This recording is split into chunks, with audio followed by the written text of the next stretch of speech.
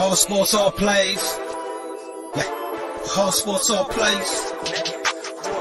Whole sports all plays. 365, we making up plays. You talking the game, get you through the days. We're high in the court, the dime in the lane. Variety topics, living the same. All presentation, sports information. Hitting the airways, taking the nation. All sport, all plays, like working your faces. Grace at the field, so tie the laces. Whole sports all plays.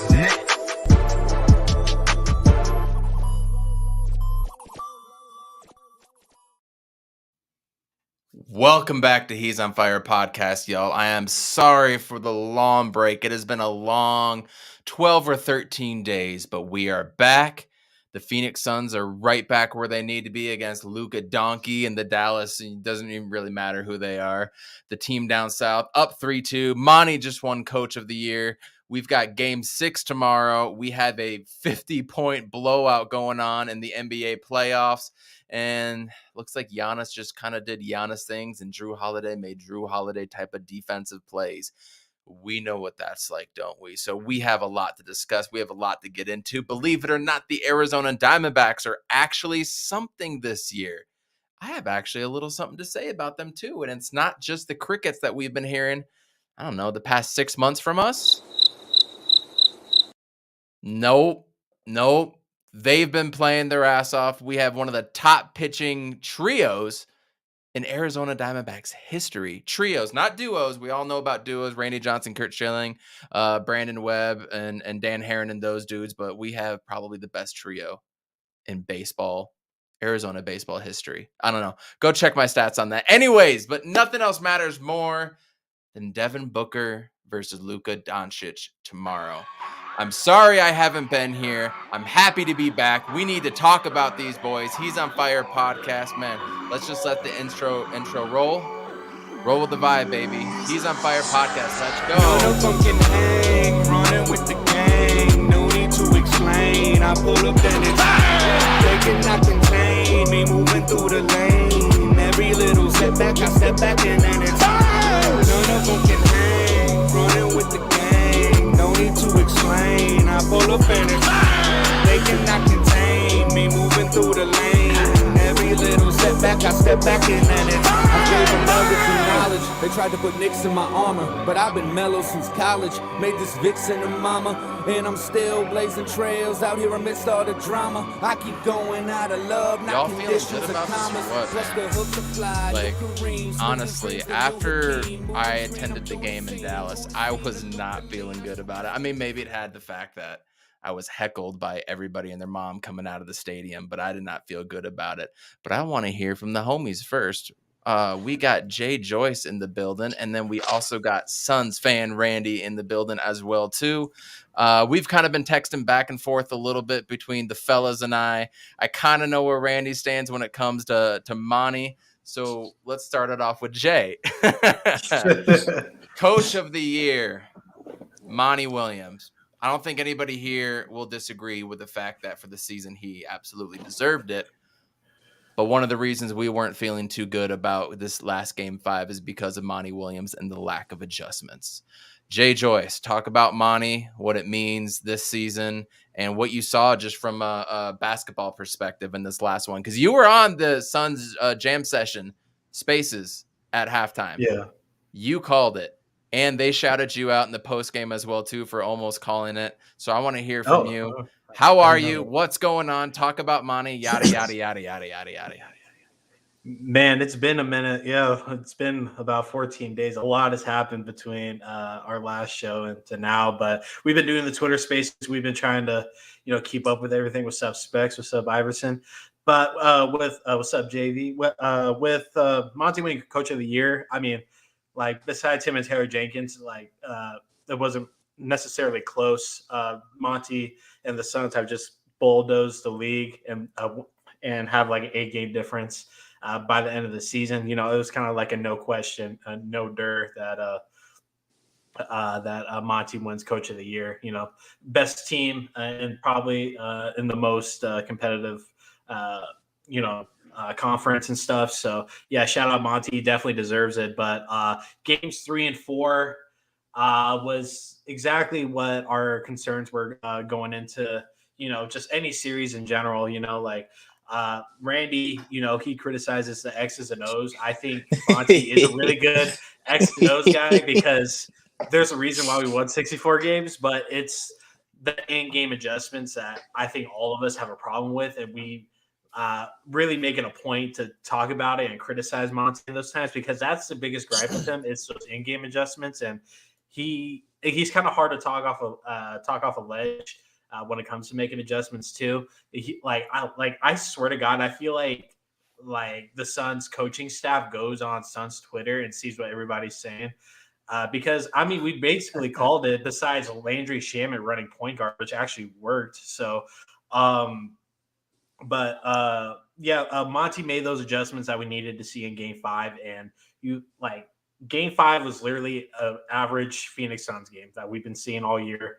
It was kind of no surprise, but it was a big relief. I was watched with euphoria, seeing that final buzzer and winning by 30, especially with Torrey Craig popping 2 threes at the end. Aaron Holiday, did more in a minute than campaign. Then for some reason, Marquise Chris wants to beef with every Congo player to come into the league. So shout out Busy. He had a great game too. But so in-game adjustments for Monty, that we have the biggest gripe with because he just rolls out the game plan. But I think it's by design. He doesn't want to show all of his cards within the series and stuff. And what we saw in Game 5, he's been listening and he's a lot smarter than we can think. So there's a reason why he has that job and why he gets paid the big bucks. Randy. All right. Are you ready? I want to hear, first off, I want to hear about why you are lean towards the negative sometimes with Monty, but also expand a little bit on, him winning Coach of the Year and the adjustments he made. Yeah. Before I start that, I do want to say something that Jay said, Marquise Chris, when he was did you get a Biombo haircut? The busy buzz. When Marquise Chris, one thing is that I liked about him is that he was always ready to whoop some ass. Even though whenever he was on our squad, he didn't do much, but he was always ready to whoop some ass. So I was that made me feel better. But anyways, remember when he got choked out from Serge Ibaka? Yes. Remember that? He wasn't with us though. So no. So yeah. But yeah, that was the only thing that made me feel good about those dark times. Marquise Chris is always ready to fight. But anyways, yeah, back to Monty. So I'm gonna start it off by saying, look, I don't want to come off as a Monty hater. I don't want to come off I love Monty as much as everybody else, but it's just I'm not gonna I'm gonna call a spade, and I feel I'm gonna hold him if he's the coach of the year. I'm gonna hold him to that standard. And I feel this year, it was kind of more of an ode to him kind of thing. It was we didn't give it to you last year, so we're just gonna give it to you. And then on top of that, you had the best record, so it's it's a little bit easier to give it to you this year. But my thing is, I'm saying, is we can't continue to go to Game 5s, and that's when you want to make adjustments. Why is it every single time our back is against the wall, that's when you want to start moving and shuffling stuff around? You see what I'm saying? And that's my part where it's just I don't understand that. I don't understand. And he said it, and it was one of those mic'd up moments. And I was okay, it kind of let me in on his mindset a little bit. It was stay the course. This is the game plan. Don't, you know what I'm saying? Don't go without the game plan. You know what I'm saying? Stay on the game plan. This is no, this isn't working. So it's just let's adjust. And that's what I'm trying to say. But I guess y'all don't really see it. It's this team saves Monty's ass a lot. Chris Paul saves Monty's ass a lot. Devin Booker saves Monty's ass a lot. There's a whole lot of mistakes coaching wise that happens, but winning cures everything. And so it's just right now, so we won 64 games, whatever the case may be. So it's just but I just feel if we wasn't in these kind of things, I definitely think that we would be pointing the finger at Monty a whole lot more. Because I said, I just feel there's a lot of things that he does is just okay, I guess. But I don't know. I guess I'm the only one. A quick question, Evan. Are you wearing a sleeve jersey or the grays? No. Remember, this is our gray era. Does anybody in the chat know who this is? Besides Randy, because we just talked about it. Does anybody know who this is? Type it up in the chat. Yeah, the grays are blending into each other. So I was Yeah, like, what it's the that hell? dark gray, man. I Yeah. remember always trying to find the right color jersey to wear or the right color shirt to wear under this. Was it a white one? No, the white never looked good. Do you wear purple? That looks weird with the gray. Do you wear orange? Yeah. Ah, fuck. Do you wear gray? No, it blends in. Like, it was just, this is by far like the worst jersey of all time in Phoenix Suns basketball. But does anybody know who this is? Number 30. Come on, nobody's Come coming on, up. yo. Somebody's got to know who number 30. Do you have a Someone's guess? Googling. Do you have a Someone's guess, Googling. JJ? I know who it is. I'm just waiting for the Oh, person to okay. answer. We're gonna see who it is. One of my favorite players. No, Roy. It wasn't Troy Daniels. I mean, they didn't. Oh Lord. I mean, he wore 30. I got you. He wore 30. Yeah. Anybody that plays Pirtle online, this is kind of like a in live Pirtle game. No. Rest in peace is a clue. Rest in peace for sure. And he was on Survivor. There's your clues right Yes. there. One of my favorite players played against Sonia says Earl Barron. I love it. Played against Michael Jordan and the Bulls in the 92 finals. Lost to them. Actually had a hell of a game. There we go, Fabio. Cliff Robinson. Uncle Cliff. Big Cliff Robinson. Yeah, rest in peace on Survivor. One of my favorite. I don't know if y'all remember this team. It was either the 98 or the 99 Suns. We had the meanest forward lineup for small and power forward. The meanest. Sean Marion was a rookie. And we had Tom Gugliotta. We had Cliff Robinson. And we had Rodney Rogers. Those were our 4 forwards. We had like the dirtiest top 4 forwards right there. That was a nasty time. And then we had J Kidd. Then we had Penny, and Penny got hurt. Jason Kidd got hurt. Then we had Luke Longley. Like, oh Lord, that was a hell of a team. Those forwards, man, they did something. And Cliff on Survivor, he was a dog, man. Like he competed like everybody else. And then there was this one water competition that resulted in like a basketball shooting. Dude, he was sinking them. He was just he was sinking them. Yeah, they voted him out because he was the biggest competition at the time. It was a female led Survivor series of the females were just voting off all the guys, and Cliff was like the nicest guy. Cliff was the nicest. He tried to play all roles. He wasn't trying to play ruthless. Yeah. Rest in peace, Cliff Robinson and Rodney Rogers. If anybody doesn't know, I wear his jersey a lot too. He got in an ATV accident. He's paralyzed. He's a quadriplegic as well too. So keep those guys in your thoughts sometimes. So honestly, back to Monty Williams.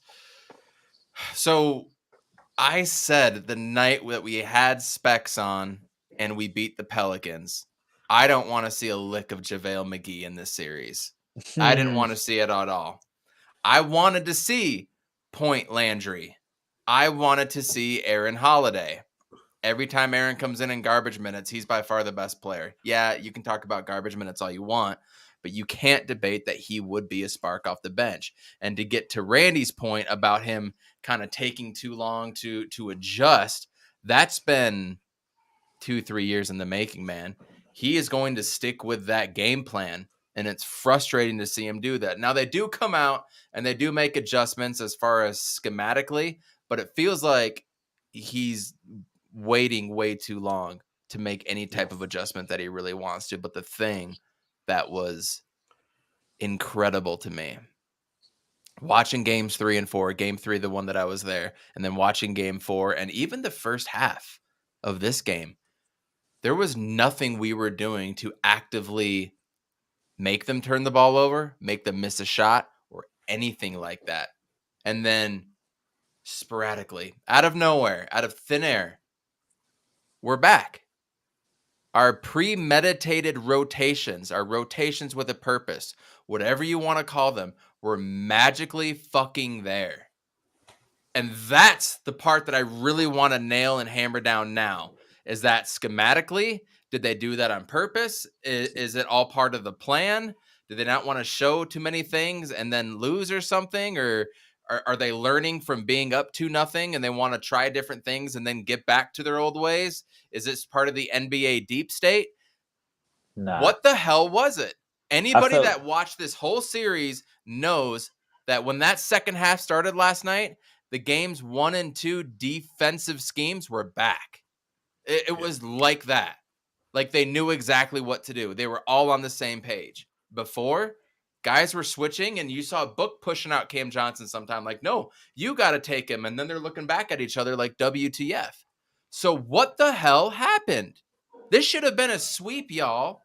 This should have been a sweep. Randy, what happened? I'll tell you what happened.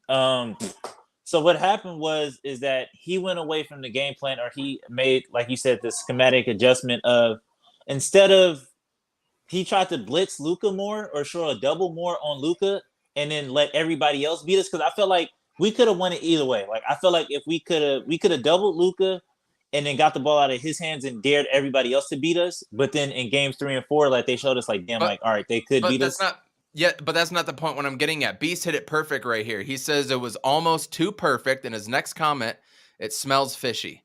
Like it was almost too good. Like too perfect. It was the same scheme that we were running in game 1 and 2. And I feel like the scheme was let Luka get whatever he want, or like play him straight up and then let's shut down everybody else. Yeah, him and Brunson, I guess whoever the ball handler was, right? Yeah, because I feel like in that first half, Dorian Finney-Smith hit 2 threes in a row. Like, I don't know what the hell is going on with Bertans right now. Like, in Washington, he was not looking like – I remember when we wanted him in the summer? He's the dude from 2 years ago that was hitting like 75% from 3. No, but he stunk it up.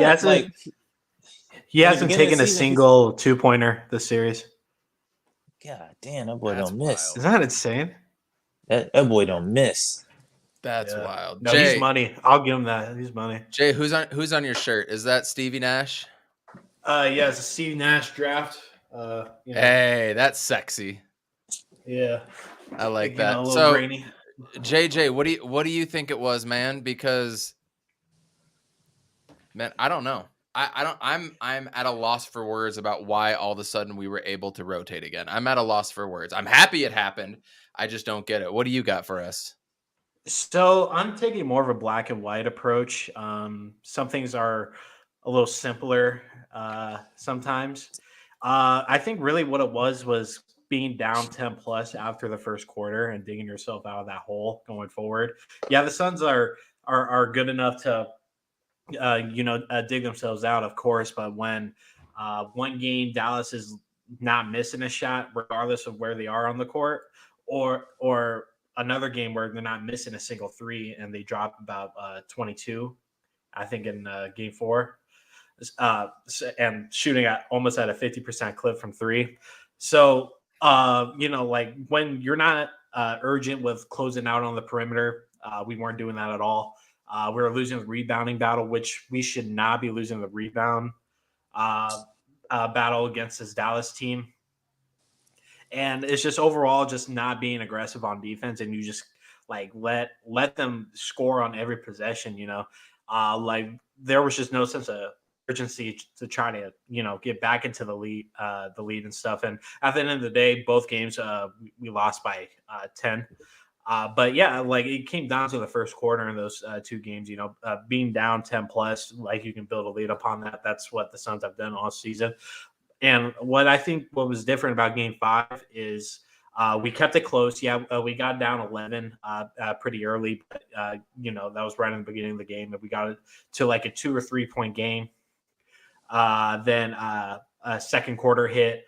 Bench unit came in. Surprised not to see Campaign coming out, but Shamet. That we really need to address that because Shamet played really good, guys. One of the better games I've seen him play. So I'm saying though, yeah. In pressure situations, Shamet shows up, and I have to give him his credit. Like, in the regular season, like when we don't need him, he like plays terrible. But like whenever Book is out or whatever, like he shows up. He steps up, dude. He's but go ahead. He's dead ass like next man up mentality. So, so the first and second quarter, Aiden went out with 2 early fouls. Busy came in. I was glad not to see JaVale be the second guy coming in, and Bismack right away made a defensive presence. No one was taking in the lane besides Brunson because he's looking for those calls, and Luka was settling for outside shooting along with Dinwiddie. Smith, I want to say Willie Cool. Cauley-Stein, but Finney Nah, Smith. hell no. Okay, Yeah, I Finney always Smith, want to say yeah. So everyone was selling for the outside shooting because they didn't want to deal with Bismack in the center. Then at the end of the second quarter, JaVale McGee came in and played those 3 minutes, and I don't know why Monty threw JaVale out there with Bertans. Bertans playing the fifth for Dallas, and that blew my mind. But whatever, it was 3 minutes, but we ended up closing the second quarter with a 3-point lead and stuff. So I was like, okay, I'm feeling good. Like if you take the playoff context out of that game, it was just another Phoenix Suns game. Kept it close, kept it within a 5-point game, and then either the third or fourth quarter we just knock it out. And that third quarter, like the Mavericks didn't score for six solid minutes, right, or a little under, and the Phoenix Suns just took over the game, and like in a blink of an eye they were up by 25, and it wasn't like I would say a switch flipped, but I think that switch flipped at the end of game 4. So you think so? I think they knew. Yeah, so I think they knew what they did wrong. I think they've kind of seen everything that Dallas has to offer, and plus role players, they usually play better at home. So I think it was kind of maybe a mild case of that. But yeah, like I think Monty saw that they need to be closing out on the perimeter, regardless if they're gonna go heads up on Luka and try to let everybody else beat them. You have to make your presence known on defense, regardless, because this team. This Mavericks team can be really streaky from the outside. Mm-hmm. And, so that's what Jay did great on defense. Shamit, he's not the best defender, but he played really good defense last night. And Booker too on a few possessions. He was more offensive dominant, but he held his own. But I feel like though. I feel like like we got to get Booker off of Jalen Brunson. Like I get it, Book, you're a shooting guard. I get it. Like you don't run from matchups. I get it. Like you got the pride, you got the ego, like you got the whatever mentality. But it's like you got to conserve your energy. You know what I'm saying? Especially if we need you heavily on the offensive end, because like Chris Paul I don't know, the Monstar's got his talent right now. So it's just like I still think that we do for like a good Chris Paul game, but like. Yeah, so especially when Chris Paul just out there, like, what do you have? 7 points last night? Like, Devin Booker, you got to be like, you got to be more, you got to be more conscious of like, all right, like, let me conserve my energy and let me carry the load more often and like hold it down up until CP3 can figure it out or whatever the case may be. Because I just have no idea what's going on with him right now.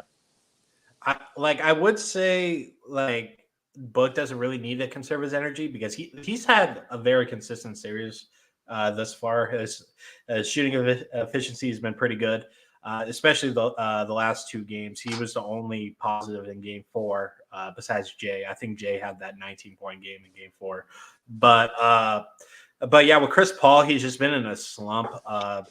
Like I just don't know what it is. But when it comes to Chris Paul and closeout games, he has a good track record. I'm not going to harp on that too much. But Booker, he's been by far the most consistent guy in this series, and with DA not being part of the game plan in the first half of the game, and then he had that goof at the end of the half with him not rolling the right direction. But DA, everyone showed up in the second half, and they closed out the game. They won by 30, and it's Curtin's barbecue chicken, like you said. Let me ask you this, because this is something I was talking about. Is this series hurting DeAndre Ayton in the contract negotiation? Because I feel like if I was Robert Sarver or whatever the case may be, and I'm negotiating, I would just bring up this series because it's so crazy to me, like how like backwards DA can get sometimes. So it's like in the Pelican series, I wasn't expecting too much. I was like, all right, like just do what you can do. They got double bigs down there. Just grab as many boards as you can. Just show me hustle, and I'll be fine. And then you go out there and give me 25 plus every night. And then against the Mavs, it's like, okay, like you have barbecue chicken down there. And it's just like, you're not barbecuing anybody. You know what I'm saying? Like he had maybe one, like game 1 where it was just like, he had like an effortless 25, but then it's just like, outside of that, like I need a big game from him tomorrow just for contractual reasons. You know what I mean? Yeah. I mean, if he has a dominant Game 6, like a dominant game tomorrow, I think all this just goes away. But I'm low-key going to kind of give him a pass because, one, they're sending everybody at him, and two, Chris Paul and Booker and every other wing has been awful with finding DA. He's been open a lot, and they've settled with the outside shooting. So if they're just not feeding him, that's not his fault. And I think James Jones is aware of the situation. I think Monty is too. And I wasn't the one killing DA like everybody else. There's a lot of people killing him, but I just yeah, his presence wasn't necessarily known, but at the same time, they just weren't giving him the opportunities to work. I don't think he was part of the initial game plan in game 3 and 4, and game 5. The second half. So I'm low key going to give him a pass going, for this series, but he needs to have a dominant next game for us to close this out for sure. It's tough to say when you look at the Kyler Murray situation, if they would have signed him at the beginning of the offseason versus what they're going to sign him to now. Those are probably $6 to $8 to $10 million a year difference now. And that's a lot for a quarterback when it comes to DeAndre Ayton. I almost feel like it's the same thing where we probably would have gotten better value for him last year. And now, dude, Charlotte or somebody is going to come in with a big offer sheet and we're going to have to match at this point. Whether that's going to be a full max or partly guaranteed, or I don't know what it's going to be. But whatever it is, comes with a ring. Than it was. It's gonna, if it comes with a ring. It don't matter. If we end up with a ring, I mean, what choice do we have, right? But I've always said we're to the point where it doesn't matter. Yeah. He's arguably a top 3, but he's definitely a top 5 center in the league. So you're going to have to pay him as such. And I don't think the Suns can afford to lose him, especially when we've seen his offensive development this past, 4 or 5 months, I guess since January, really. Yeah. Mm-hmm. We really don't have a choice, in my personal opinion. But I don't know if we had a game plan for anything these past couple games. So I'm not going to hold anything on DA. I mean, look at the way you guys were talking about Chris Paul was playing. The role players couldn't do a damn thing. McHale disappeared. Cam Johnson disappeared. And we can go down the list, right? So these last few games aren't anything. But as Jay said, if he comes out tomorrow and he has 30 and 20, nobody's going to think anything else of this right now. So it is just kind of weird going back to my initial point about what was going on with the different game plans going forward. But did you guys already discuss Chris Paul a little bit? I just kind of walked in and I heard it. Briefly. Yeah, we kind of we touched on it. Chris Paul, man, something has to be not right with his hand. Something has to at this point, because we never saw him like this the regular season this year or last year. He was like this in the playoffs last year, but he had the stinger and the hand thing, right? So something for sure is going on. It's not fully healthy. I don't know. But damn, man, I'd love to see them speed it up even more. Like when Chris Paul's in there, we get into a possession basketball game, which is great for the playoffs. When Cam Payne was in there, the thing I did like that he did was push the tempo. I liked how he pushed the tempo, and I wish we did that more. Chris Paul's not that guy right now. 38 has not been a good year for him. It's been disappointing. Everybody's talking about, Chris Paul masterclass tomorrow. I don't know if I see that coming. I mean, I've been wrong before. I hope I'm wrong. If Scott Foster's repping or not. I mean, he can break the curse tomorrow, man, in a closeout. That's got to be broken at some point, right? I mean, yeah, I'd rather, and for the record, I'd rather Scott Foster ref tomorrow than ref game 7. So, all right. Yeah. And I'd rather him ref game 6 than have the officiating crew from game 4. That's for damn sure. That's for damn sure. Can we talk about Luka? Oh, can we get on Luka? Luka Doncic, the biggest bitch in the NBA, and that whole fan base and that whole team has taken on that moniker, y'all. You go onto Dallas Mavericks Twitter. Nobody had beef with them after game 1 and 2, dude. No one had beef with them, and all of a sudden, in the last 4 games, holy shit, that fan base has proven that they are the dumbest fan base in all of American sports. Anybody that willingly backs that type of Luka play, the Luka donkey play, you are a special type of person. Let me tell you. And then you saw comments today with dudes being like, oh, I didn't even know there was this many Phoenix fans. I was like, bro, what? Madhouse on McDowell, right? They're the most ignorant fan base. I mean, at least the Pelicans fans were kind of clever with some of the stuff they did, right? Yeah. Like, Oh yeah, I'll they give were them petty. that. Yeah.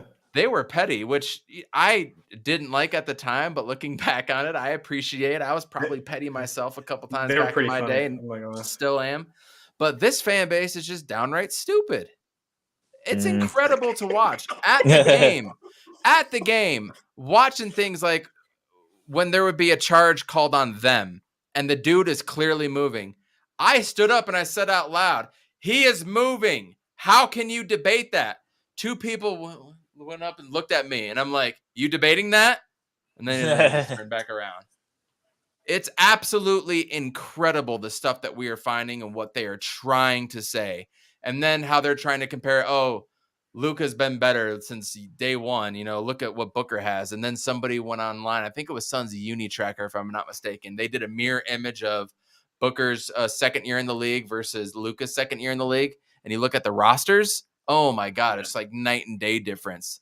So don't even talk to me like that. And everybody all of a sudden hates Devin Booker because he's trash talking now. Like, show me you're not an NBA. Dude, show me you're not an NBA fan. It is by far the most classless fan base. And we didn't even talk about the 17-year-old kid that was trying to hug up on his wife or whatever. Like, it is. Yeah. But it is downright shameful what these Dallas Maverick fans are trying to convey and how they back up Luka Doncic. Man, Pretty boy ain't like that, y'all. Pretty boy ain't like that. He's not that dude. It's so crazy to me because like D-Book did the one play where he felt like when he laid on the ground with Dorian Finney-Smith, and then like every Mavs fan is like, oh, D-Book is a mark and woo woo blah blah blah, and it's like, do you not know who's on your team? Like, do you not know Luka like is the king of fouls and flops? Like, but then they push it on us. Oh, they learned from Chris Paul. You have Chris Paul on your team. It's like, yeah, you know what? Chris Paul has done that. That's fine. Yeah. Chris Paul's done that. He's not laying on the ground, rolling over a Peter Griffin. For 20 minutes, man. Come on. Yeah, man. So it's just like they literally watch Luka shoot 15 to 20 free throws a night. And it's just like, I don't even understand how you watch that. You know what I'm saying? So maybe that might be one of the reasons on why. Like, they're just so ignorant to it, because it's just like nobody really watches it because you can't watch it. I couldn't watch James Harden shoot 20, 30 free throws a night, and I damn sure it's hard to watch, man.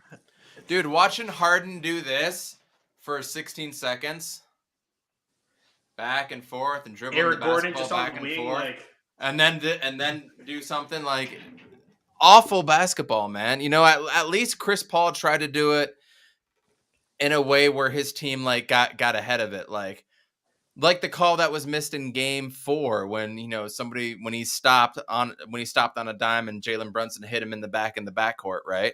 Like, That is a pure basketball play, and everyone's all like, nah, you can't do that. And I'm just like, what the fuck? We've been doing that for 30 years. What the hell are you talking about? Yeah, Game 4 really kind of summed up kind of like NBA Twitter's agenda with everything. Thank you, Fabio. Luka's twice away. I know, right? Yeah. So perfect. Like, I wasn't a Luka guy coming in because coming into this series, I've never entirely been a Luka guy. I have the utmost respect for this guy. He's a great offensive player. But this series has really ruffled my feathers, especially Brunson. I really like Brunson going in, but this dude is on the ground more than he's running when he's checked in, dude. So 100%. Yeah. So Game 3, whatever. They got the best of us. Game 3, you know, I can live with that. Game 4 was fucking ridiculous with the officiating. Like, that was some of the worst officiating I've seen in the Sacramento Lakers series back in 2003, and I'm not over exaggerating. It was that bad. Like, with Dallas being in the bonus with 9 minutes left in each quarter was freaking crazy. And at 5 of Chris Paul's fouls were not even fouls, especially that last one. That was bullshit. So Like, obviously, these refs had some sort of vendetta. They're people at the end of the day, but if they're gonna, that officiating crew should Refs not aren't people. officiate together. We're not dying on that hill. Refs This aren't is a people. side Let's job just for get them. clear. Like they're fucking librarians and lawyers and shit, and then like they officiate like for like half the year, and then they do this dumb shit. Like, you don't want to call this evenly, so whatever. Don't start with me. Like, game 4 was a cluster fuck from start to finish. Yeah, we played like shit. We weren't playing with energy, but at the same time, getting whistled every like possession, it's going to slow down the game, and we're just standing there like how are we supposed to play? Like, it was literally kind of like flashes from the Milwaukee series. Like, I have respect for Milwaukee, they play hard as shit, whatever, but they were allowed to be as physical as they wanted to, and when we try even matching half of that, we got whistled every time. Yeah, I know we have Jay Crowder. I know we have Chris Paul. And if you want to bitch about Booker's trying to flop to get a call, I mean, we're trying to match the energy here. We're not getting sent to the line every possession. Like I do this officiating. Like, officiating's been bad across the whole playoffs this year. It's been crazy. But Yeah. that game 4, like, I thought I was tripping. I went on Twitter, and just about like every professional athlete and like sports analyst was like, what am I watching right now? Like, this is awful officiating. And we were bad. So like, we were bad, but we lost by 10. And it just totally killed our mojo in that game. And Luka and Brunson want to talk all the shit when they're on the ground most of the time, and every whistle went their way.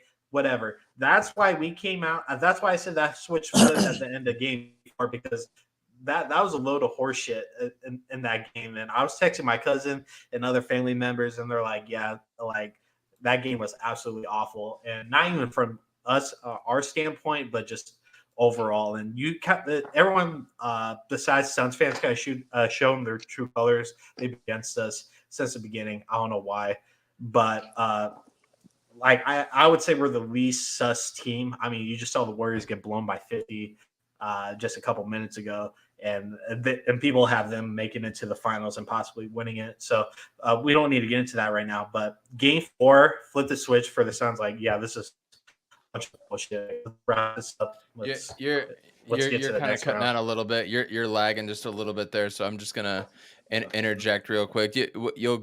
You'll pop back on soon. Everybody, real quick, just please hit the like button, share this out to everybody. Don't forget to subscribe to our YouTube channel and our audio listeners on Audio Podcast, Spotify, Google Play. We appreciate you. Please donate to the podcast at our Anchor channel too to keep this going for another season. We would really appreciate it. And everybody that's coming in, we saw Suns Jam was in here earlier. P-Dog 006 is in the house. We appreciate you. Iverson Vlogs, Bees, Fabio, a lot of our loyal listeners. JV was in earlier. Rick77 and my fave Tech, Sonia was in here. We appreciate all of you guys coming in. So can I say one last thing about game 4? Say it, because I want to go on a rant about the ESPN analysts and rappers and everybody that was talking. Oh my god. Are we gonna talk about Reggie? I guess it's like, no, we're not talking about Reggie. Screw him. No. No. My hot take on game 4, I was more mad at Book than anything else. Like, I still think that game 4 was still a winnable game. Like, we chopped it down to, I want to say, maybe 3 or like to 4 to 6. And I feel like I was just waiting on that moment of Book take over. Like, you know what I'm saying? Tap into that CP3 mode of ripping off like 12 straight points. And it just never really happened. Granted, I get it. Like, the powers they be. Like, you know what I'm saying? Like, the rest was, but I was more mad at Book than anything. But go ahead. That was just my hot take on it. I get it. Both games were very winnable. That's what I was just gonna say. Even with the refs, even with all that stuff, those games were 100% winnable, y'all. If we would have rotated 3 or 4 possessions or gotten back on defense, we could have won those games. Regardless of that, we weren't there. The ball was being tossed all over the place. We had 17 turnovers per game. Nobody was hunkering down, playing hard, all that stuff. It was not pretty all the way around, and we still only lost by 10 each game. Those were winnable games. That's why I was upset. Like, F the refs, man. we've been dealing with this ever since the Suns and the Spurs way back in the day, 04, 05, 06. I mean, we've seen this trash before. You need to win despite the refs. Doesn't matter what the refs are going to call. You need to adapt to that, and you need to kick ass, and you still need to play defense, and you still need to rotate. You still need to box out, which we sometimes can't seem to do. And sometimes you don't hit your shots, but sometimes you can still win. What game was it last year? Was it game 5 or game 4 against the Clippers where we couldn't hit a damn thing? But thank God DeAndre Ayton had like 27 rebounds that game, right? He like single-handedly won that game for us, right? So you can win those games. You can. There was nothing there. But again, second half of game 5 clicks. Here we are right back at it. So looking to I was going to talk about the ESPN analyst, man. You go on Twitter, ex-NBA players, movie stars, rappers, musicians, performers. Everybody was talking about what the hell are they watching when it comes to Luka Doncic and the flopping. Like, everybody sees it. Suns Jam is in Mavs Reddit all the time. They're talking about, like, yeah, Mavs fans see it too. They're being like, we're flopping too much. People are admitting it. Like, it's literally there. Everybody sees it. Everybody sees it, and they're rewarding it. They're continually rewarding it. I swear to God, I hope in 5, 10, 15, 20 years from now, there's some sort of Netflix documentary on the deep state NBA and how corrupt it was, because this shit is not watchable. You watch a regular season college basketball game versus the Final Four, it's reffed completely different. And that's fine, as long as it's consistent. Those dudes go at it. They bang bodies. They meet each other up top and they hit each other, and nothing is called. And that's the way basketball should be played. Sure, over an 82 game span, protect the players to a point. You know, you can talk me into that argument. I get it, man. It's the playoffs now. There is no time for that. This isn't soccer. This isn't Major League Soccer. This isn't FIFA. Y'all don't need to be rolling around. Y'all are 6'8" to 7 footers, and obviously all varying degrees of weight and whatnot. But these are big dudes, bigger than all of us. It's 2 of me for somebody that's Bismack Biyombo size. You telling me a little bump, a little scrape, a little something is really going to hurt these dudes? No. Roll the ball out there. Have people dive on it. Whoever has the balls will dive for the ball. And if these dudes are going to roll around afterwards, dude, tech them up, man. You need to tech them up for that shit. That's not basketball. Nah. This is a rough sport. This is a rough sport, and they're not calling it as such. And they haven't. I mean, there's been, let's be honest, there's been a handful of playoff series like they do let them play, and those are some of the best ones we've seen. The ones that we've seen with Luka Doncic and this New Orleans Pelicans teams, that ain't it. That's not basketball. And for anybody, including Dallas Mavericks fans, for anybody to back up that kind of play, you have no room to watch basketball in my court. That is trash basketball. And you're a pretty trashy sports fan if you agree with that shit. End rant. Go ahead, Jay. I need a mic drop. I was just gonna add a quick thing. The Dallas Mavericks have the worst hashtag on Twitter. The Dallas MFFL shit. Yeah. That one's fine, but that Dallas in, but the all in, like, what the fuck? like they're all in Adam Silver. Look, like for real. Like lowercase, the 2 letters in uppercase. It looks so goofy. It looks like a kindergartner put it together. I can't stand seeing that hashtag. It just drives me up a wall. But what you said, Evan, they keep on rewarding it, and that's the problem with. I mean, this playoffs have, besides the Suns and Mavericks series, is that's been a consistent thing. It's just rewarding that bad behavior. So, and besides rewarding that, it's the favoritism and the biases and stuff. But Game 4, the officials were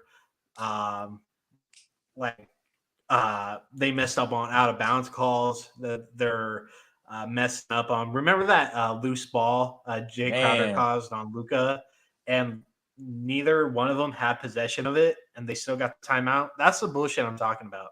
So Yeah, that was some bull. and then if Brunson is allowed to do okay, I'll start with this. If Luka is allowed to take 4 steps in the paint and be in the paint for more than 3 seconds, I'm talking a solid Man, 5 seconds, you can't say and that he's out allowed to loud, do that Jay. shit. Yeah, I know. I'm trying to be part of the deep state here, but like, if he's allowed to do that, you should not be bitching about Chris Paul trying to cut in front of Jalen Brunson. Come on now, like Chris Paul. Like, if people actually watch like Suns games or just Chris Paul games in general, he kind of rarely does that. He's He only more does the trying to rip push through. the tempo stuff. Yeah, he does the rip through because he knows where the foul count is. He's gonna. That's That's to get that's to the not free a that's throw not line. a flop. Yeah, it's That's not a not. flop. It's don't put your hand in the middle. He told you that. Don't put your hand in the middle. It's in the scouting report. That's on you. Like that's entirely on you. That isn't on the officials. And That how isn't many on times officials. does Luka push off when he's in the post and Chris Paul or Oh, someone is guarding him? How many times he's full pushing off? extend. Come on. Man, Come on. come on. Yeah. Come on. Come on.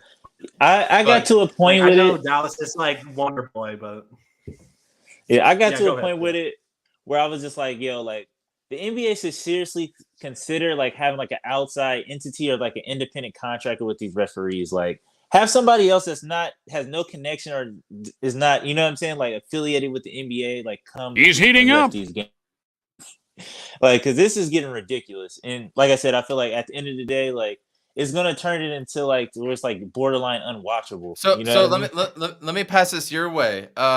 We did a Spaces. I think it was after game 2 when I was in my hotel room, and Amit came on and he said when they go to the challenge, they need to have an NFL type of system where there's somebody in New York or wherever the main office is that Yeah. looks at it, and they're the ones that make the decision. I think that's a start. What do you think about that? I don't like how all 3 of them can go and they can judge their own fucking call, right? Right. They have to Yeah. look, and that kind of takes balls sometimes in the middle of 18,000 fans to be like, oh, I screwed that call up. I don't want to do that. You know what I mean? Mm-hmm. There's dudes out there like that, and these referees like to make it all about them. So what do you think of having the challenge to be, done not up in the booth, I guess, but, up in New York or wherever? Do you like that idea? Yeah, for sure. I don't know if it's possible just because like as many NBA games goes on in like one day, but I mean probably in playoff setting for sure it could probably work. But yeah, I think that's the start, and I feel like it has to be some sort of like retraining or something because like I don't know if they're going with these archaic ass like because some of these I don't know, some of these refs are super old, some of them are just like they came from all kind of different eras, so they've seen all kind of different things, so it's just like I don't know, man. It's just the refs are just bad. Like I don't know. We need change. P-Dog and Randy, to a point, they don't want to hire them because then they have to hold them accountable. Yeah. You see where I'm going with that, though? Yeah. Think about that. Yeah. I love that idea, by the way, with the office up in New York or wherever, because it takes some balls to admit that you're wrong, but those are the refs that we respect. It's like, be like, oh, at the time, from my point of view, I saw it this way, but looking at other other angles and stuff, I'm gonna make the right call and all this. But when three refs like go up to the monitor, and I'm doing this. Remember when JaVale McGee tried closing out on Cleaver, and he like landed on top of him, and Reggie Bullock was in the corner, and they still gave the shot out. Yeah, like that's the shit I'm talking about. Like that 3 points could have been the most valuable thing at the end of the game. And like for those 3 refs to not know the rule, like I thought that rule was common knowledge. You get like the shot needs to be out of the hands, already in motion for that shot to count. And that ball, he was barely in shooting form when he was attempting that. I don't care if the foul was before, whatever. Like that office, the review office will be clutch, because in the NFL, that's one of the best things that happens in the NFL. When I'm willing to wait 2 minutes for the right call. If it's some bullshit, like it makes it unwatchable. I don't want those 3 dudes that made the call to have to uphold or overturn the call. Mm-hmm. Yeah. Like let's start there. Let's go to game 6. Game 6. Randy, what are you expecting from Game 6? Go. Ooh, I need closeout Chris to step up into the building. I need Yeah. Christopher Emmanuel Paul for real, because it's just He's on fire. I don't know if I'm buying the whole like his hand is hurting. I just feel like it's more of they're blitzing him. Like, you know what I mean? Like they're getting the ball out of his hands. Like the only person, the downfall about Bismack Biyombo like playing a lot of minutes or whatever, and JaVale McGee is that they don't set good screens as good as DA. Like for that's to get true. Chris Yeah, Paul yeah. open. So it's like Yeah. he hasn't really been getting open, especially if Biyombo says that he's always looking to slip or whatever the case may be. And then they're super long too, but that's never really been an issue. But if Chris Paul's not doing that, I need Devin Booker to be like, all right, like, let me do my best Chris Paul impersonation. You know what I mean? Like, even if they do get Scott Foster tomorrow, like, I need this team to take it on as like, you know what? Like, we know Chris Paul's lost every single game, but not tonight, not this game. You know what I'm saying? We're going to, this is for you. You know what I mean? So it's just like, that's what I need. Can JJ. anybody in the chat look up if Scott Foster has officiated a closeout game for Chris Paul? Can someone look that up for me? Ooh. Yeah, like we definitely need a Chris Paul closeout game. Like he's notorious for going off in closeout games. And I mean, you can think of this playoff run, last year's playoff run, his early Clippers run as well. I mean, he's been pretty consistent with it. So that's what I need to see. I need to see a really good DeAndre Ayton game. He needs to make his presence known right away. Same thing as Chris Paul. Like I don't want to hear the conserving energy thing. You can go all out in the first quarter and the fourth quarter, especially if you're playing 30 minutes. So I want to see an aggressive CP and DA to start the game. Booker has been doing his thing. I'm just expecting consistency, and we need one of the twins to show up. Absolutely, if it's Mikal or Cam, one of them needs to show up. If not both. I would love to see both. But when it comes to the bench unit, I do not want to see JaVale McGee even touch the floor unless if there's foul trouble on both DA and Bismack. But even that, throw in Ish Wainwright because I think he can hold his own. Like he didn't have to. He can actually close out on the three, and he was in front of Luka like for like 2 minutes, and he looked pretty good. So Hustle plays. Yeah, hustle plays. He ain't backing down. He played football at Baylor. Yeah, no. So that's what I expect to see. I love Shamet coming in as point guard. He pushed the tempo, and Shamet, he has a high basketball IQ. Like we killed him a lot this season just because his shots weren't falling down, but he was taking the right shots. He wasn't making bad passes. Like he's been overall consistent.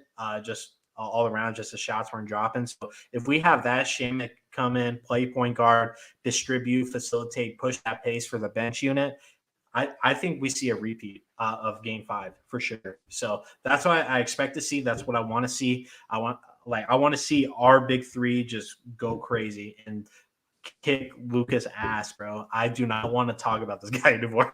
And I don't want to see Jalen Brunson either. I know he's going to get his bag and it's well deserved, but fuck them both, dude. Look, man, do not let there be a Game 7. Do not let there be a Game 7. We've been talking about all season and even through the first round and then the second round of playoffs so far about not wanting to show too much. It's about time to bring out the bag. I mean, at what point are you going to bring out the bag? You know what I'm saying? A closeout game to not get a Game 7 to go to the Western Conference Finals. This is when you bring out the bag. Like this is the game. You do it from tip off to right to the very end. You bring everything out. Don't wait to the second half. Don't do nothing like that. Like blitz them from the beginning. Do not let there be a Game 7. I don't care if it's Chris Paul. I don't care if it's Devin Booker. I don't care who it is. Someone needs to go off.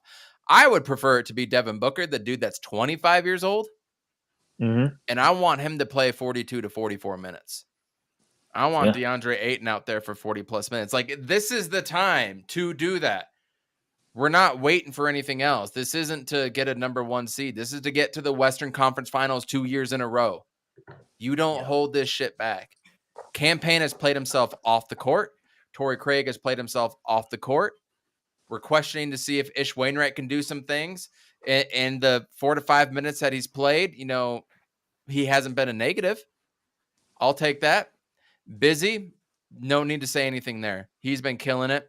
Cam Johnson is just slowly progressing to getting better. Like, he's going to have a breakout game. I just don't think it's going to be tomorrow, but that breakout game is definitely coming. And just rebound. This game is not going to be won on the offensive side. This game is going to be won by stopping them and getting out in transition. Number one, first and foremost. I said that in the New Orleans series, and if we play Golden State or Memphis, guess what? We have to stop them. And that's where the game is going to be won. We need to stop them at all costs without fouling. And we need to get that rebound.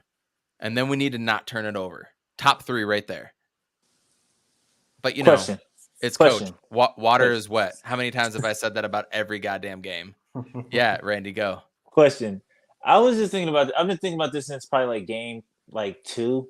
But do you think that Aaron Holiday would be good on Luka? Like, just hold up, stay with me. Like, I feel like smaller people on bigger guards like cause more of a like ruckus. And I feel like Jose Alvarado. Yeah, I feel like especially if Drew Holiday, if he can imitate 25% of what his brother can do, like I feel like he could probably make a couple good plays. It's not one thing. You wouldn't put him on there for like a whole game, right? You want to do it in spurts, like maybe 2 or 3 possessions in the second quarter, 3 or 4 in the third quarter. You go from there. But yeah, man, that's what we also said that. I want to see Mikal on him. I want to see Cam. I want to see Booker. I want to see DA. I want to see everybody at Luka. Everybody. And wear his ass out. Go back to what you did in game 2. Let him be tired as hell carrying the whole team, and then you attack him in the second half. I just couldn't believe that we escaped that game plan. This should have been a 4-0 sweep. But you know what? Maybe Monty did this on purpose because he wanted to tone everybody else down going into the fourth quarter or going into the Western Conference Finals and the finals. I don't know. Maybe that was part of it. Remember when we won, what was it, like 10 games in a row or something, or 8 games in a row in the playoffs last year or something, and everybody was riding high in Phoenix, and then things got tricky. Didn't know if we could recover. Ultimately, we didn't. Right? So maybe it was by design. I don't know. It's the outside noise. Sonia was trying to look that up for you, JJ. She said it's just 0-14 with Scott Foster. I mean, look, that's going to snap at some point. That streak will not be there. But again, do whatever you have to do to not get a game 7. Start the game off strong. Win the game on defense without fouling. Get those rebounds and don't turn it over. And then we will win. Look at halftime stats, y'all. Look at the assists. The assists have been the telling sign of who is the better team in each game. Look at games 1 and 2 versus 3 and 4 and then 5, right? It was like 23-8 or something like that in assists last game. You get 8 assists as a team in the NBA, you're not winning that game. That's like almost impossible. Win it on defense despite the refs. Keep a level head. Keep those rotations with a purpose, those premeditated rotations that I always talk about. Keep that going, man. Real quick, y'all, the Diamondbacks won another series. Ooh. I mean, this whole time we've done this podcast, I have done nothing but rag on the Arizona Diamondbacks over and over and over. Now, Mark Melancon had a very terrible outing today. He was putrid. It was 3-3 in the top of the 9th, and then dude comes in and we lose 11-3, 12-3. Like, that dude is awful. But they're 17 and 15, which isn't great. Don't get me wrong, but it's far beyond what I thought we'd be. I thought we'd be like 7 and 21 at this point or something. So the batting isn't there, but that triple-headed monster, those killers on the mound, Zach Allen, Merrill Kelly, and dude that just pitched today, drawing a blank. Those guys are just absolutely killing it. It's awesome. Oh, Mad Bum, excuse me. Those guys are potentially the best trio the Arizona Diamondbacks have ever had for starting pitching. And we need to pounce on that. So keep that going. NFL schedule is coming out tomorrow. That means whenever this ride is over with the Suns, me and JJ and Amit get to come in here. Not you, Randy. We get to talk about the Arizona Cardinals and give a little schedule prediction coming up. So that'll be fun to talk about. What else we got going on in sports? Is there any big golf tournaments or anything else coming up? You guys know of anything else? Not really. The USFL. Oh man, I watched a game in my hotel room. It was It wasn't that bad. it was nice to have a football game on when I was like ironing stuff and like kind of researching my meetings that I had the next day a little bit, but Nah. come on, man. It's kind of a weird mantra that they have going on where they play like all their games in one city and then they move to the next city and play all 8 games there instead of having home games and everything. It's kind of a weird model what they're doing, but I think that's kind of cool. Yeah, nothing else going on. I think we're gonna have the NBA draft lottery is gonna be coming up soon to see who gets the number 1 pick. That's gonna be a big talk for a while, although there's kind of not a clear number 1 consensus type of player out there. But I'm curious to see whoever does get it, what they want to do with it.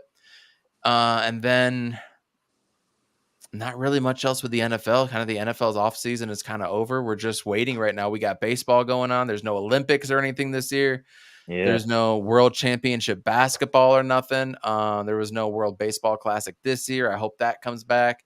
So we got kind of a slow summer coming up right now. So let's just hope that this Phoenix Suns ride just can last a couple weeks longer. You know what I'm saying? We're almost there. JJ, what else you got for us, man? Chet Holmgren. I don't want to see Chet Holmgren be the number 1 pick. Get out of here, Roy. Probably but so I looked up that Scott Foster, Chris Paul thing, 0-14 in the playoffs and stuff, and I looked to see like how many games of those were closeout games. So the game 7 when Chris Paul was on the Thunder against the Rockets, Scott Foster officiated that game. It came down to the last 2 minutes, bad officiating. Then the only other closeout game was in the finals last year in Game 6, and the Bucks had the win advantage. They're already up a game, so I guess that's sort of a closeout game. But besides that, it's really 2-12, like Scott Foster playoff closeout games. Really, 2 of those were, I guess, closeout games. So I just looked that up right now. But besides that, yeah, sports is pretty slow right now. But I'm keeping up with Cardinals information. Yep. I mean, a lot of people, analysts, have been kind of bagging on Hollywood Brown. I mean, we can have another podcast about this. We need to talk about D-Hop, man. Yeah. Oh man, that's tragic. But bro, yeah. Besides that, they're still adding stuff to the defense. They're still having undrafted guys come through the facility for practicing and stuff. At least they're still looking for players where we actually need them at. Yeah, Akeem Hicks is still out there, man. That was one of my targets at the beginning of free agency. The beginning, go get Akeem Hicks and just shore up that D line, man. And shout out the Diamondbacks, man. I threw this on. It's been a minute, but no, they definitely deserve it. They're above 500 and the first time since 2013. I think what's the last time? I mean, I'm not a big baseball. I'm sure it was a couple years ago, but I haven't watched baseball in like 3 seasons just because we sucked in the pandemic and everything. So yeah, it's been a while, but I think for more extenuating circumstances as opposed to them being bad, which they have been bad. But we do have a series with the Cubs coming up. Anytime you play the Chicago Cubs, it's always a little extra exciting, if you will. We got a 3-game setup going on with them. On Friday, they're actually going to be on Apple TV. That's going to be like a first thing with them. And then Saturday and Sunday, they play them as well, too. So we're going to have Davies tomorrow, and then Zach Gallen is going to be on Saturday. So I'm kind of looking forward to some Arizona Diamondback baseball. And not to bring down the mood, but I'm scared of Milwaukee. I'm just going to throw that out there. It's fair. Like that's fair. The way that they closed that game out tonight, I was like, literally triggering. It was like, I know. That's 100% fair, but that's why you got to rebound. It was the same way. Like Giannis missed that free throw, got the rebound back. Oh man, that was crazy. They got another offensive rebound where they tipped it out to Drew Holiday for a 3 to tie the game at 105. I mean, as much as I've been dogged on Twitter for talking about rebounding with the Suns, that game should fucking prove why I'm right all the way around. That's why you rebound. That's why rebounding is, in my opinion, the most important goddamn stat outside of the actual score. Yeah. Like Boston choked that, like 100%. Yeah. 100%. Yeah. Like they let Giannis shoot that three. They let Drew shoot that three, and then they want Marcus Smart to push the ball up the court. Him dribbling face down. Jason Tatum is running along the sideline, wide Butt open, naked ass wide open. butt naked, running down the side, waving at Marcus Smart. And when Marcus Smart finally looks up, Drew Holiday's there to steal it. One of the best perimeter defenders in the league, and it's been like that for a while. And Marcus Smart looks for the flop and shit. And I mean, that's the thing with Marcus Smart. You know, he's a great defender, but at the same time, dude, he can be a liability on offense sometimes. So they definitely should have had a different point guard taking it up. It could have been Pritchard. It could have even been Jaylen Brown if they wanted to, just to push that pace. But Boston totally choked that. Boston honestly should have won this series by now. If it comes down to, Giannis's dominance, weird officiating, but like Boston all around, they should have taken advantage of this Chris Middleton injury. Hey, shout out to Sonia, by the way. Shout out to Sonia. Oh no, you're at, good, Sonia. at work looking all this up. Sonia is a grade A boss. You're good. I'm not doing anything. I'm just doing a podcast. It's all good. But no, Boston absolutely fumbled the bag on that, and they should have won the series. I think the series is kind of over now. Like it might go 7, but like if it does go 7, I think the Bucks close it out. I had Boston winning the series because of the Chris Middleton injury, and if Boston would have just closed out 2 games like they should have, like this game and last game or the game before, the series would have been over. So yeah, I don't get on those trains anymore. Like I think I'm over that. Like that whole like the series is over. Like I get it. Like they're up 3-2. Like I get the context of that one, but I feel like it's just thrown around so much. We've seen too many crazy like things. Every year. After game 1 is crazy saying that. Yeah. Every year people forget like how the playoffs go. So it's just like these things happen. Game 7 happened. Jordan played in Game 7. It's like the Suns have played in Game 7. It's like, you know what I'm saying? Like it's not over yet. So I don't know. Yep. Me personally, I'm not on that anymore. But saying it after a game 1 is wild. Like I'm saying it like going into Game 6. Like if this happens, it's over. So like I thought the Warriors were gonna close it out tonight. They got fucking spanked. So I mean it's a little more interesting now. It this buys us another 2 days if we close it out tomorrow, like going into the Western Conference Finals. So, I mean, good for us, but at the end of the day, job's not finished. We need to close out tomorrow. Let's push forward. At minimum, we should have made it to the Western Conference Finals. So if we win tomorrow, we hit our minimum milestone going into this season, and we're looking forward to the championship, and that's all I'm thinking about right now. And listen, I talked a lot of shit on the Mavericks, and mostly because Luka Doncic is my most hated player. He's just by far, and I went on podcasts and fanning the flames, and I went off on Luka for a while. I've done it here. I did it on Twitter. Look,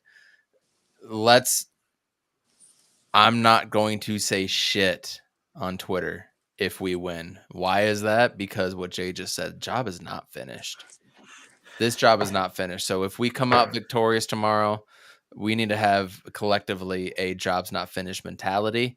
And I think, the power of mind, body, spirit, all that stuff, positivity going forward, that will benefit us going forward in the long run. Everybody hates us now.